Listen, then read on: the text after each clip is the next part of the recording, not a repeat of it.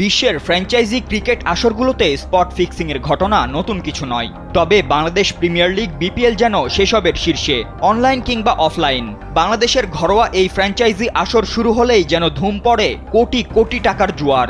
সূত্র বলছে, প্রতিটি বিপিএল ম্যাচ ঘিরে বৈধ বাজারে 50 থেকে 60 লাখ মার্কিন ডলার পর্যন্ত লেনদেন হয়, আর অবৈধ চ্যানেলে এই পরিমাণ 9 থেকে 10 গুণ পর্যন্ত যেতে পারে।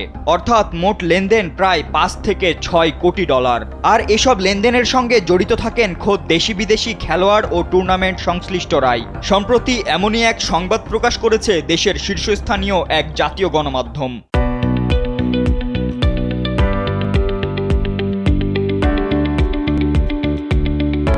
যেখানে বলা হয়েছে, বিপিএলে গেল 5 আসরে সম্ভাব্য স্পট ফিক্সিংয়ের মতো প্রায় 140টি ঘটনার তথ্য উঠে এসেছে, যার মধ্যে শুধু এবারের আসরেই সন্দেহজনক কার্যক্রমের সংখ্যা 36টি।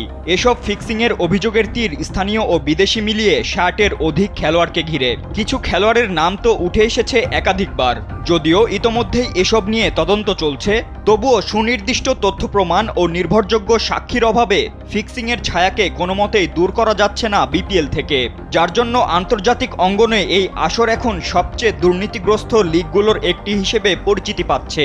তবে বিসিবির স্বাধীন কমিটি তদন্তের মাধ্যমে বিপিএলের মতো জনপ্রিয় এই টুর্নামেন্টকে কলঙ্কমুক্ত করে গড়ে তুলে বিশ্বাসযোগ্য প্রতিযোগিতা হিসেবে সবার সামনে উপস্থাপনের চেষ্টা চালাচ্ছে।